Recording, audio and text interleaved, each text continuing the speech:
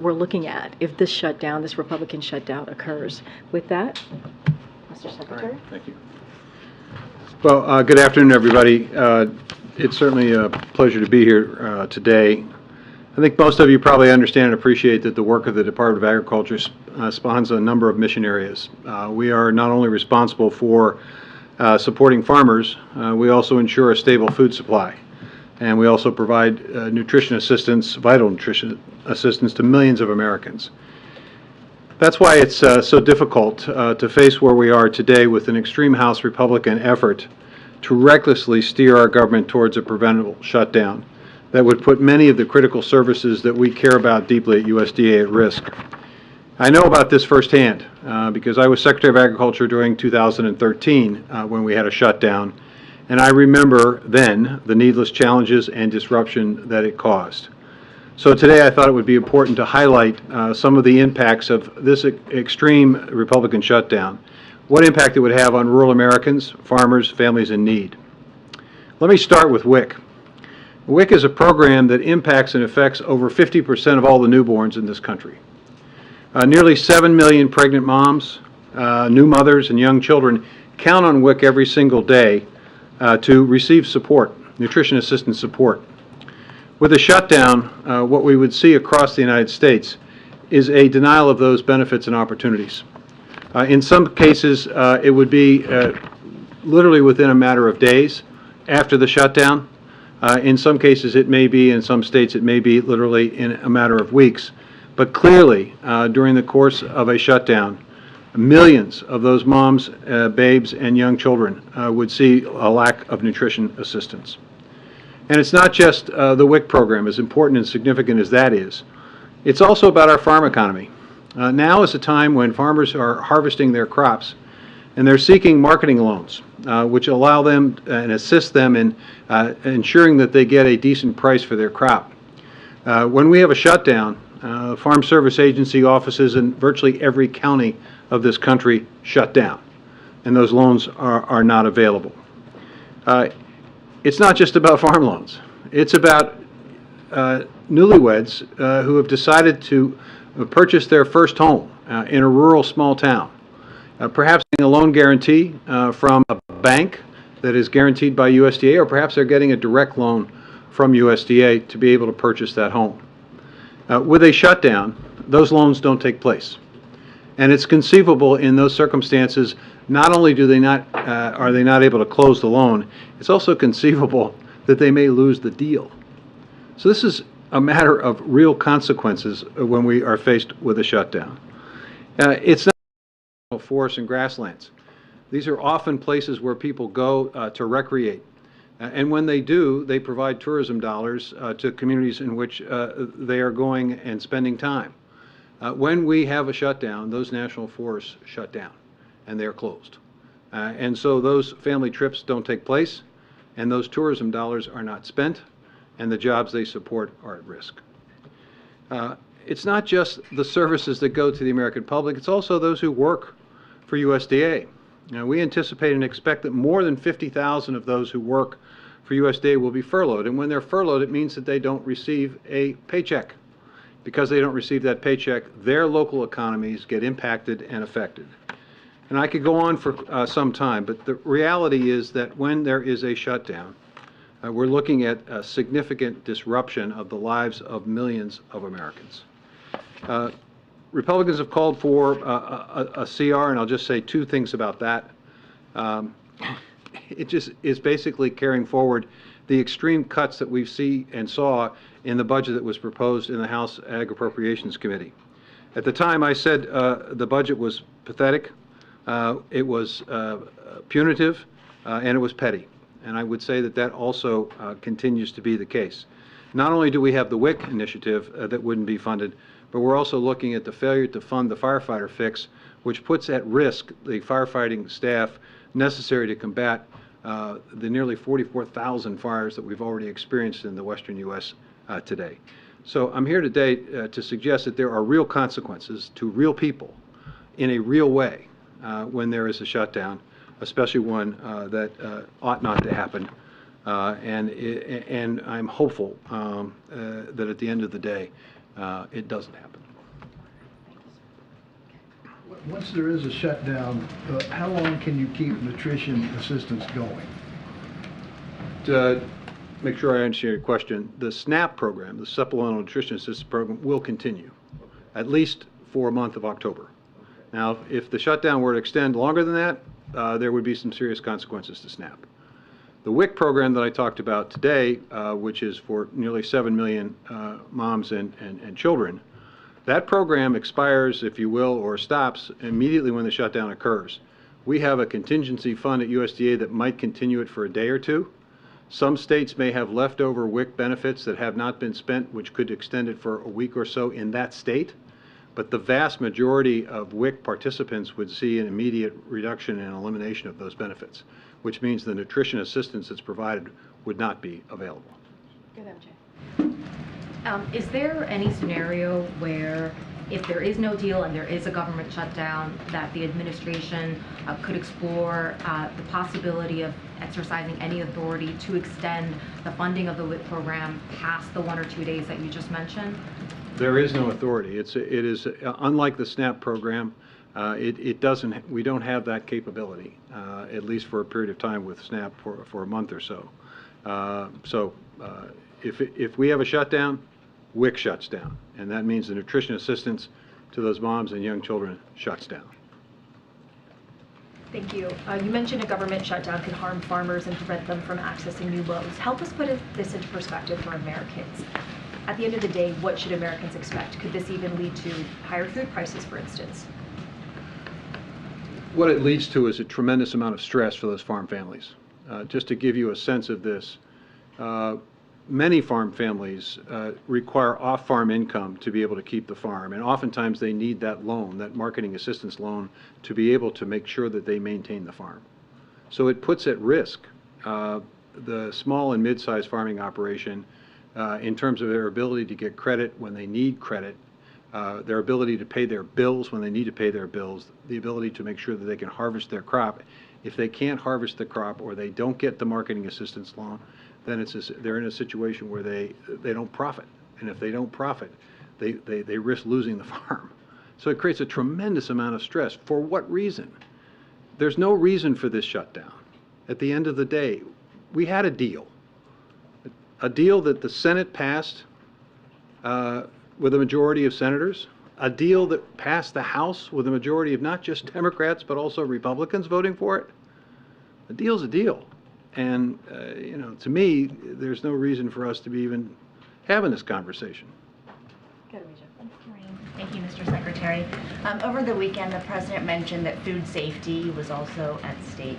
So can you give us some examples of how during previous shutdowns the absence of food and environmental inspections impacted public health? Well, I think you would want to visit with the folks at FDA. You need to understand that our food safety responsibilities are divided. The USDA has responsibility for meat, poultry, and processed eggs.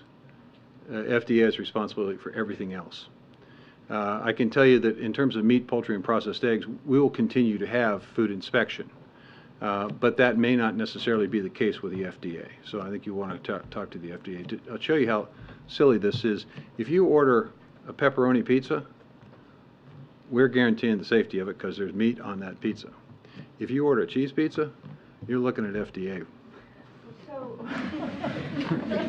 So are not all food inspectors considered essential workers, just ones affiliated with meat? Well, I can't speak to what HHS does or what FDA does. That's why I think you should visit with them.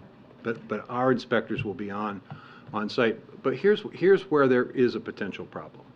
And that is, if there is a situation and circumstance that requires lab analysis, well, no, that's a different story. So, that may impact and affect our ability to detect animal diseases as quickly as we need to, which in turn could affect the supply of food. So it's complicated, but our food inspectors will be on the job. And then we'll go back on the potential 50,000 furloughed workers, do you know where those workers, what programs those would be impacted on? Do you know who we're looking at? It's across the board. It's in every county of the country. We have a presence in every county in the country. So it's going to impact and affect literally every county in the country. It's FSA offices, it's rural development offices, it's NRCS conservation employees, it's some of the Forest Service employees, it's a lot of the researchers and people who work for the Agricultural Research Service, ARS. It's administrative staff. You can have people working on the job, but if you don't have the administrative people behind it, the job doesn't get done. It's incredibly disruptive. Incredibly disruptive. And then on another deadline in Washington, how confident are you that a new farm bill will be passed by the end of the year, or is an extension more likely? Well, I know that I think that the chair and ranking members of both committees are working hard to get this done. I would say this, in order for it to get done, it's important for them to understand the importance of using all the tools that would be available for all of the challenges that they face. Not just the farm bill, but the budget. When you undercut and underfund the budget, as some are proposing, cutting it by as much as, in some cases, 20, 30%, you undermine the ability of any farm bill, regardless of whether it's passed or not, to be implemented. And so our challenge at USDA is to provide technical assistance and help to get them to yes. And that's what we're doing. We'll continue to work. Our hope and belief is that the farm community and rural areas need certainty and consistency, and we'll do everything we can to make sure that this thing gets passed as quickly as it can. But it's pretty tough to do if there's a shutdown. Good, Mel. You can't do it. Thank you, Mr. Secretary. A follow-up on that is, to what extent would a shutdown affect the ability of your Leg Affairs folks and maybe negotiations with the Hill on the Farm Bill? Could the Farm Bill reauthorization be delayed because everyone is dealing with the consequences of a shutdown? So here's how it works. Some senator or representative has a great idea about how they might be able to solve one of the problems they're trying to solve with the Farm Bill. They call our office for technical assistance. The phone's not going to get answered because no one's there. Why aren't they there? Because we're in a shutdown. That's why it's so ridiculous for us to even talk about this. We need to. The speaker needs to do his job. He fought for it. He negotiated for it. He needs to do the job and get the job done. Go ahead, Phil. Thank you. Switching gears to a slightly different topic, has the Department of Agriculture seen anything in the purchase of farmland by Chinese corporations or Chinese nationals that would suggest a threat to national security or food security, or are those concerns that we've increasingly been hearing about, are those overblown? Well, I think there's concern, as there was in the North Dakota circumstance, where the Chinese interest was purchasing land near a military installation. I think there's legitimate concerns in that space, and I think that's one of the reasons why we've articulated the need as a department to be more engaged in the CFIUS process. I would also say that I think there's work to be done to give us the tools to be able to do an even better job of ensuring that we know when these transactions take place. It's complicated, but every county has their county recorder. And on any given day, somebody may walk into that recorder's office and file a deed, and there's no way of knowing precisely whether or not that is a Chinese purchaser. So we need to work on how we might be able to collect the information and be able to analyze that information in a timely way so that we would determine whether or not a threat exists or not. So it sounds like you're not confident in the current system as it's set up to necessarily monitor. Well, it's not that I'm not confident. It's that I think we could be, I think we're confident in the job we're doing today because we are able to identify circumstances, as was the case in North Dakota. I think that if folks are looking for a foolproof system so that nothing gets through the cracks, then I think there are ways in which we can be helpful and we can improve that process. Being part of CFIUS, I think, is part of it. Being able to collect information in a way that allows us to go a little bit deeper and a little quicker would be helpful as well. We're going to wrap it up. Yeah. How would the shutdown affect programs that are used by farmers, like crop insurance? And as part of the country is under really extreme drought conditions, do you see a need for kind of supplemental funding to come in and help folks, replant their crops? Well, I think there are certain circumstances where, notwithstanding the fact that we have a pretty good safety net, that there are some types of crops that would need a little bit of additional help. Florida and Georgia in particular, I think of two states where there are significant needs and challenges. Fortunately, the shutdown does not impact and affect crop insurance, but a failure to extend the farm bill or get a farm bill done could, which is why we don't want to shut down, so they can work on the farm bill to get it done, and we don't have the disruption to the WIC program, the firefighters, the farm loans, the home loans. I could go on. I could spend and she would probably want me to do this, to spend all of your time talking about it. But the point of this is, it's very simple. There are real impacts. There are real impacts to real people on a daily basis when Congress and the House and House Republicans don't do their job. And Americans expect, and this is what drives people crazy outside of Washington, when a deal's not a deal, and when the work that you're supposed to do doesn't get done and doesn't get done on time. Thank you, sir. Appreciate it. Thank you. Thank you, Mr. Secretary. Okay. Just two quick things. I also wanted to say a note of welcome to our new employees starting at the White House today, our new deputy directors of the Office of Gun Violence Prevention, Greg Jackson and Rob Wilcox. This is all on the heels, as you all know, of this historic announcement that the President and the Vice President made just on Friday. So we could not be more thrilled to have them on board here and look forward to introducing them to you all very soon as the Office of Gun Violence Prevention gets up and running. And one last thing before we open it back up for questions. As you all know, today is Jewish communities in the United States, Israel, and around the world are observing a sacred holiday. So let me say that the President, the First Lady, and all of us at the White House are extending our best wishes for an easy fast and a meaningful Yom Kippur. And with that, Will, you want to kick us off? Sure, thank you. I have two things. Why did the White House choose to have the President take his latest COVID booster out of public view? Isn't this a time when, given the promotion of boosters and how important they are, that the public might want to see the President have? Yeah, so I think you all saw the physician's memo, his report on Saturday. So certainly, if you haven't, you should take a look at it. So the President got his vaccination. As you know, he has an incredibly busy schedule. He got his vaccination as the earliest moment that he could, and that's what we were able to do. That would work in his schedule. So that's what happened last week. And certainly, we are, as you just laid out in your question, we are certainly engaged in a robust campaign. And it is incredibly important to us that we encourage the public to get vaccinated. That has been the way that we have moved forward when we have moved forward with this comprehensive kind of vaccination program that the President put forth from the beginning. And so, it doesn't require a photo op of the President to be doing that with a presidential photo op, to be more clear. So we thought that we needed to get that done, get that on his schedule. We did, and doesn't stop us for having a robust engagement with the public to make sure that we get it across the importance of folks getting their vaccines, not just the updated COVID vaccine, but also RSV and also the flu shot. And the second one, changing topics. Yeah, go ahead. Is the White House working with the Senate on a clean CR? Is there any reason for optimism?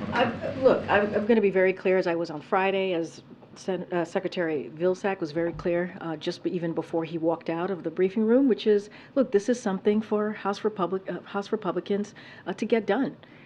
This is a deal that the President made with Republicans back in May. And a deal is a deal, as we've been saying. This is something for them to fix. And so they have to get this done, not because of us, not even because of the deal with the President, but because of the American people. We just heard the Secretary of Agriculture lay out what will happen to women and children, 7 million women and children who are part of the WIC program across the country, 7 million, if this shutdown happens. And this is indeed a Republican shutdown. So they got to get to it, they got to fix it, and they got to stick to the deal that the President made with them earlier in the summer. MJ, welcome back. Thank you. It's good to be back. I know that you got a number of questions about Senator Menendez on Friday, but now that the senator himself has said that he is not going anywhere, and given that President Biden is the leader of the Democratic Party, Does the president believe that a person who is facing allegations that are as serious as the allegations confronting the senator, that there is any place for somebody like Senator Menendez in the Democratic Party? So I'm going to be very clear. This is a serious matter. We see this as a serious matter. I think, and we believe, the senator stepping down from his chairmanship was the right thing to do, obviously, the right thing to do. As it relates to anything else, any decision that he has to make, that's certainly going to be up to him and the Senate leadership to decide. But of course, we see this as a serious matter, and I'm just going to leave it there for now.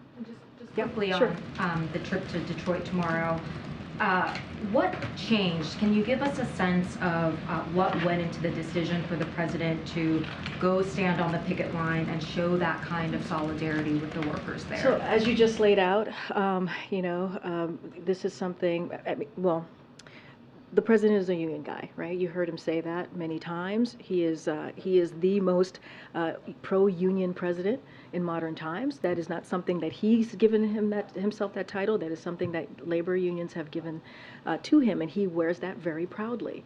And as you all know, the president of UAW invited him to attend, and he accepted.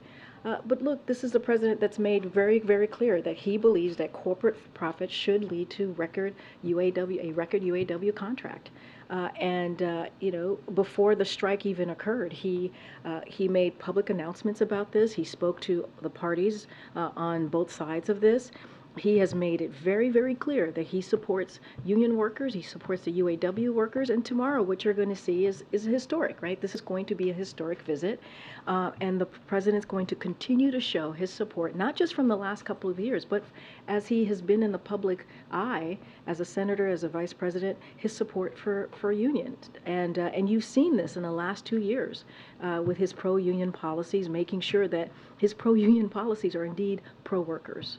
So should we take from the visit that the president is explicitly taking the side of the union workers as opposed to the companies? Well, he has been very clear, right? He is pro UAW. He is pro workers. You know, that is this president, right? He has said the middle class was built. The unions built the middle class. This is something that he said over and over again. He's always been on the side of workers. He believes that there is an opportunity here, and he is encouraged and he is pleased by seeing both sides continue to have that conversation. It is their negotiation to make, right? This is why he says he believes in collective bargaining, and he believes that there could be a win-win agreement here. But he's always going to stand on the side of workers, always. Okay. Okay. I'll come to you after, Joey. Go ahead. Did Trump's decision to visit the UAW workers play into your decision to go? Absolutely not. This is a decision to visit the picket line was based off his own desire. This is what the president wanted to do, to stand with auto workers. That's what you're going to see the president do tomorrow.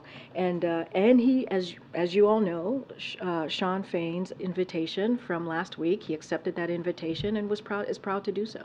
And secondly, does the president endorse the specific terms of the latest proposal by UAW leadership, or is there room for further compromise? So I'm not going to get into negotiations from here. This is for the parties to negotiate. We're not going to speak to what's being put at the table. What we have said over and over again is that we believe there's an opportunity here for a win-win agreement. We believe with corporations having record, making record, deals, there should be UAW should have a record contract. And that's what the auto workers deserve. That's what workers deserve more broadly.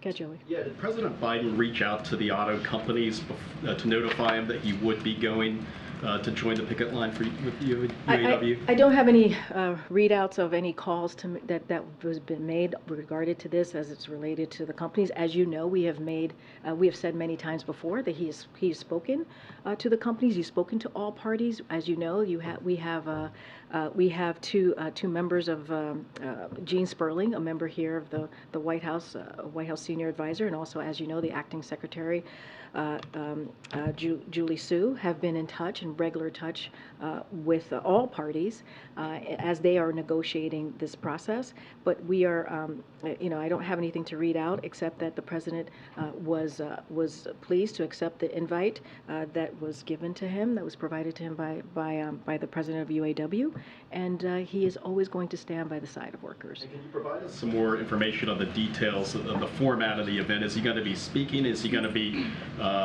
what exactly will he be doing, and where in Wayne County, Michigan is he going to actually be going? So don't have any specific details at this time. Look, this is going to be a historic trip. That's going to underscore the president is the most pro-union president in history, and so that's what you're going to see. He's going to be going to join the picket line, standing in solidarity with the men and women of UAW. That is important for the president, he believes, to do.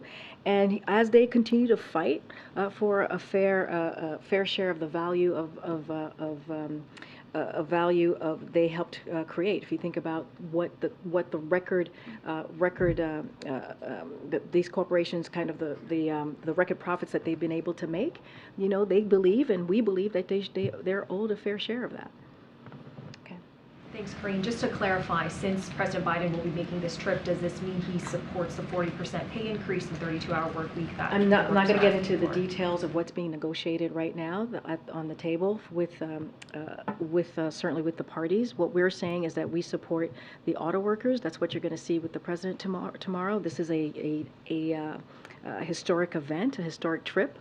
And this continues to show how indeed this president is the most pro-union president in history, and he stands by the side of workers. This is what you're going to see tomorrow. And separately, the White House has made it very clear that it's on Republicans to avoid the government shutdown, not on the White House, but our latest polling shows that a higher percentage of Americans would actually blame the shutdown on the president and the Democrats, not on Republicans. Why do you think that is, and should the president be out there speaking more on this issue? We're going to be very clear. This will be a Republican shutdown, right? This is extreme House Republicans who have made it very clear that the chaos that we're seeing in the House, they are marching us towards a government shutdown. That shouldn't be happening. This shouldn't be happening. This is the job of Congress. One of the basic jobs of Congress is to keep the government open. A deal was made. I mean, I can't speak to your polling, but what I can speak is to the facts. The facts is a deal is a deal. It is up to them to keep the government open. This is something they can do. They know how to fix this. And it is an extreme part of the Republican Party that is holding this, because they want to ram through extreme policies. That's going to hurt the American people. So we're going to continue to be very clear about this. We've talked today about the food safety. You've heard me talk about education, housing, law enforcement, Meals on Wheels, Head Start. So much more will be affected by this if the shutdown, this Republican shutdown happens. So we're going to continue to be very clear about it. And it is, it is something that they can fix. They can fix this. But does it show that the president needs to be messaging more to the public about this? I mean, look, the president was very clear early this summer when he put this deal together, a bipartisan deal that 2/3 of Republicans voted on. And that's what the American people want to see. We saw that in the midterms, right? That's what they want. They want to see us continue to work in a bipartisan way. That's what the president did. Now we're going to continue to be very clear. This is a deal that they all agreed upon not too long ago, just a couple of months ago, and now they can't stick to the deal. So we're going to be asked the question, we're going to answer it straightforward, we're going to lay out the facts, but this is sort of something for Congress to fix. Right. Dave, you're up front today. Yeah, I am. Okay. First time in the first seat. Good to see you. Good to see you. I want to press you a little bit on what you just said. You said that the president supports the auto workers. Does that mean that the president is siding with the auto workers over the auto companies? What we're saying is we're not going to get into the negotiation, right? This is, when it comes to the negotiation, that is something for the parties to decide on. That is something for them to discuss. But me saying that the president supports the auto workers, that's not anything new. When we're talking about a president who is the most pro-union president in history, It is nothing new for the president to stand by the workers. That is nothing new for the president to say, I'm going to stand by the men and women of UAW, make sure that they get their fair share, make sure that they get a win-win agreement here. We believe this agreement can be a win-win agreement for all. So, but we're not going to get into we're not going to litigate the specifics of the negotiations. Following up on that, though, a strike could have potentially huge impacts for the economy. According to NBC News polling, 37% of registered voters, just 37%, approve of the president's handling of the economy. He's at a 56% disapproval, the highest of his presidency, and 74% of registered voters say they have major or moderate concerns about the president's age and mental fitness. How troubling is that? Here's what we're going to focus on. We're going to focus on exactly what you just asked me, right? The first question, which is how do we continue to support the workers, right? We're not going to get into the litigation of the negotiations here, but what we're going to do is continue to show how much this president is working for American families. You just heard from Secretary here, who laid out what it means if there's a shutdown, and why it is so important for Republicans to keep to their deal. That's what we're going to focus on. You see, the Bidenomics, I get it. I get that Americans right now, they've been through a lot, right? They've been through the pandemic, this global pandemic that we're coming out of. They have been through what we've seen because of Russia's war in Ukraine, and we saw inflation spike. We saw what's going on with what Americans are feeling every day. This is why this president has been so zeroed in, so laser focused on lowering costs for Americans, and we've done that. And a lot of the policies that the president has put forward are indeed popular. I mean, Bidenomics has worked so well that you have Republicans in their own districts, in their own states, taking credit for things that the president pushed forward, policies that the president has pushed forward, legislation that they didn't even vote for. If you think about the American Rescue Plan, the Inflation Reduction Act. So I get the polling that you're laying out. I get that, but we can't be focused on that. We also have to be focused on really speaking directly to the American people. The next 3 days, you're going to see the president go to 3 states to do just that. But 37% approve? I hear you. But it is, look, our focus is going to be on what we can do to continue to deliver for the American people. Polls are polls, right? They are going to be all over the place. They're going to they don't tell the whole story, actually. And that is just the way a poll is. What we're going to focus on is how we can continue to do the job that the president promised that he would do, is make Americans' lives a little bit better, give them that breathing room. I'm going to go around. I know I always forget to call on this side, so let me call on you. Go ahead. Thanks, Karine. You just said the president doesn't want to get into the specifics of the negotiations, but is he perhaps interfering in these negotiations by, visiting the picket line tomorrow? We're not going to get into. We never get into, into the specifics of negotiations. Not in public. We're not going to do that. That is something for the parties to decide on when it comes to negotiations. We've always been very clear about that. They're meeting, they have negotiating, and we are pleased to see that. When it comes to the president going to the picket line, he's doing it because he wants to stand in solidarity with the workers, which is something that this president continues to do and has done for the past several years, is stay on the side of workers. And you see that. You see that with his policies, and you'll see that tomorrow. And one quick one on COVID. There are a lot of people who are struggling to get appointments. There's confusion with insurance companies. Is there some sort of concern at the White House right now that this shift in responsibility to the commercial market from the federal government has not gone as smoothly? So we're certainly aware of consumers having experienced unexpected, at least with insurance coverage, denials at the point of service. We're aware of that. HHS, as you know, is working with insurance plans and pharmacies to resolve this quickly. Look, it's a top priority for this administration to ensure that everyone can access this updated vaccine, and so HHS is working through that. And so any specific additional questions about that, certainly I would refer you to HHS. But we're taking this very seriously, and HHS is working through that. Okay, Katie. Thanks, Karine. Moody's warned today that a government shutdown could have a negative impact on the country's credit rating. It's the last major credit rater to assign the U.S. a top rating. Is the president concerned that the political brinksmanship that we've seen this year is hurting the country's reputation, specifically on the economy, on the world stage? So look, I'm going to leave all of the economic analysis to others, right? I'm not going to get into it from here. But we know that, and I've said this already a couple times, that what we're seeing from Republicans in the House, especially the extreme Republicans in the House, what they're going to do, potentially leading us to a shutdown, is going to hurt American people.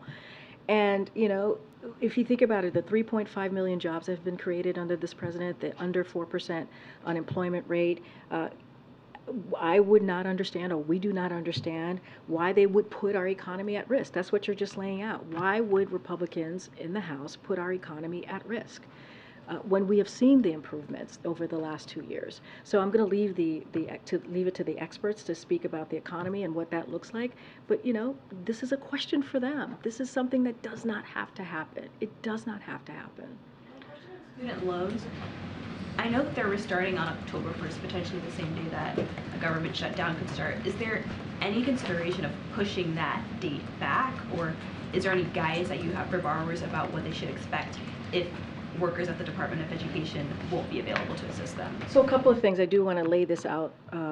So look, when it comes to student loans, it's obviously our top priority, especially as we talk about the president's economic plan and giving people a little breathing room, especially on their monthly payments. So, you know, that's why the president also launched, as you all know, the most affordable repayment plan ever, which is the SAVE plan.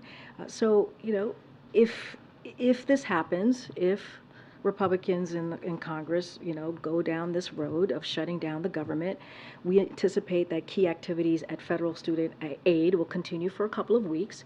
But however, if it is a prolonged shutdown lasting more than a few weeks, could substantially disrupt the return to repayment effort and long-term servicing support for borrowers. So the Department of Education will do its best to support borrowers as they return to repayment, as we have been saying for the past several months. But an extreme Republican shutdown, if this occurs, could be disruptive.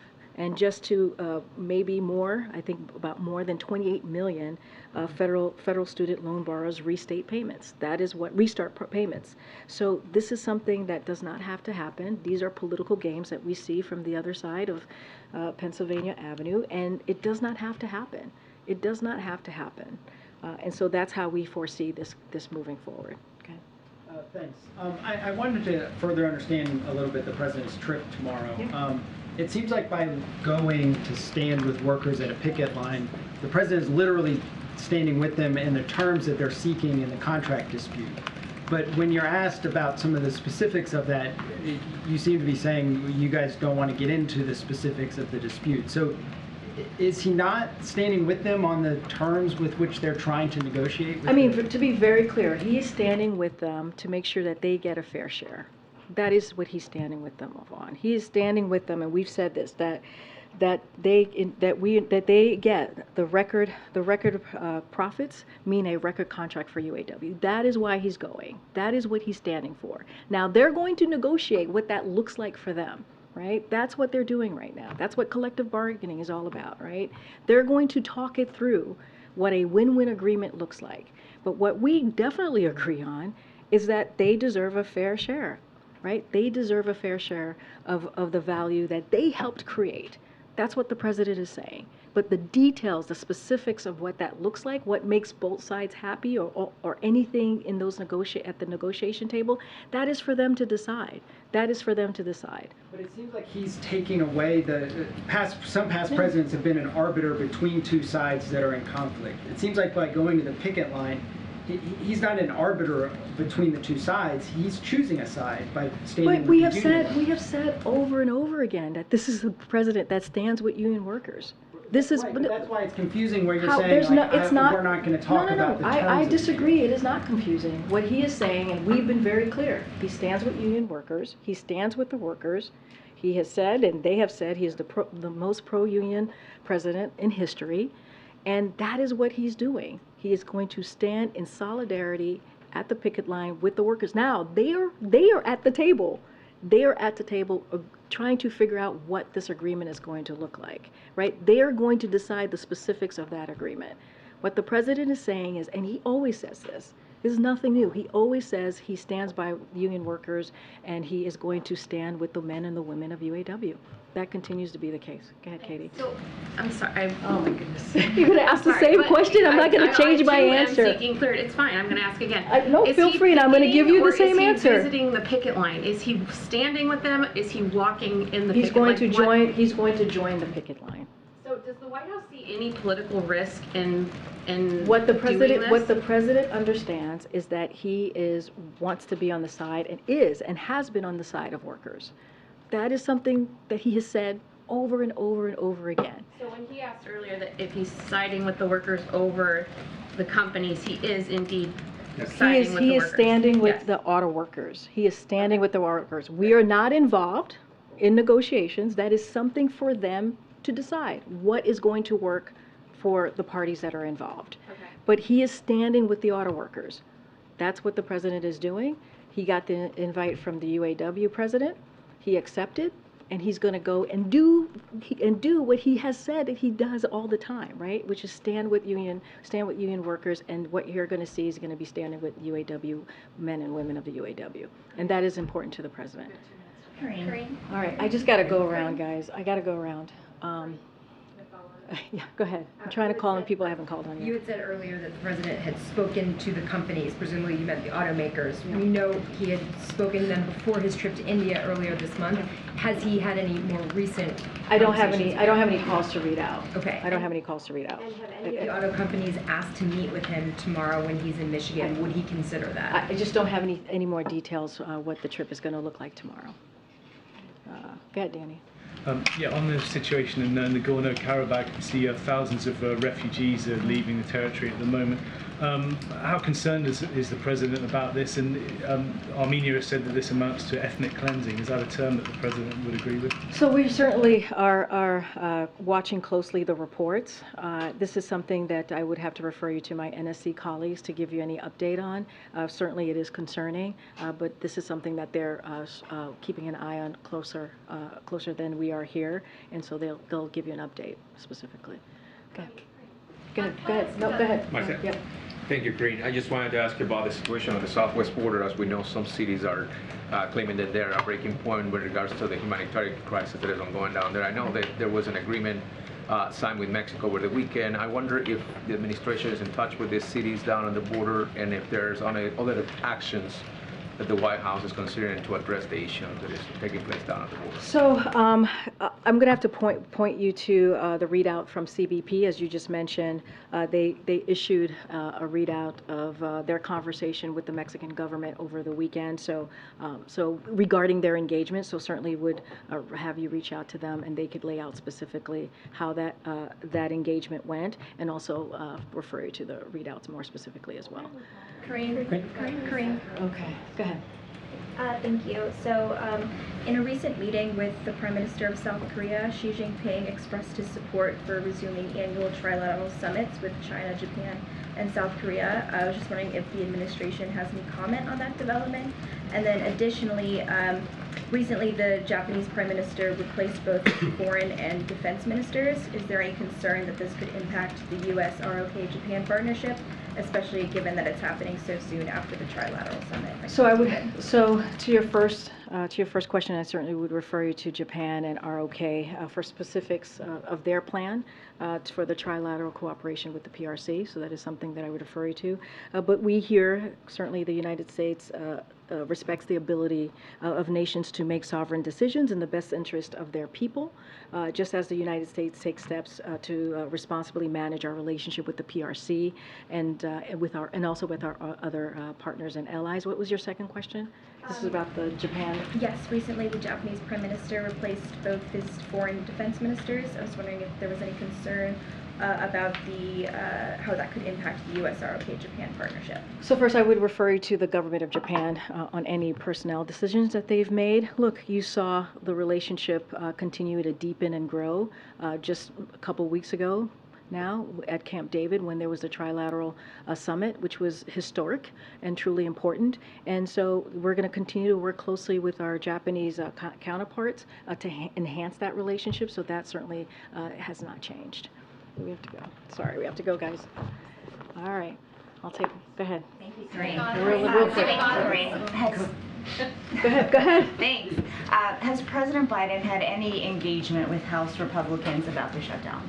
I don't have any engagements to read out to you. As I said last week, we have OMB Director Shalonda Young, who has been in regular touch with members in Congress. We have had our Legislative Affairs Office, who has been in regular touch. I don't have anything to read out on any conversation that the president has had specifically on this, but as you know, and we say this often, is the president is in regular contact with congressional members on an array of issues. But again, when it comes to this, this is something that they can fix. I mean, when we talk about a Republican shutdown risking the vital nutrition assistance for nearly 7 million mothers and young children who count on WIC, prevent farmers from being able to access new loans, and delay housing loans for rural families. I mean, that is something that the Secretary laid out very well and in detail, and he's been there, been in this place before, back in 2013 when he had the same role in the Obama-Biden administration. This would be devastating for American families. This does not have to happen. A deal is a deal. This is a deal that 2/3 of Republicans voted on, and they should move forward. They can fix this. As you mentioned, the president helped broker this deal, so why doesn't he do something? Because he already brokered the deal. But he already brokered the deal. He already brokered the deal. They voted on it. He brokered the deal. They took it back. McCarthy took it back to the House. They voted on it. It went to the Senate. They voted on it. 2/3 of Republicans voted on it. This is for them. This is for them to fix. It was already voted on. So a deal is a deal. They have to stick to it. And also, it is one of their number one jobs, one of their top jobs, right, is to keep the government open so that American families don't have to suffer. All right, guys, thank you. Thank you.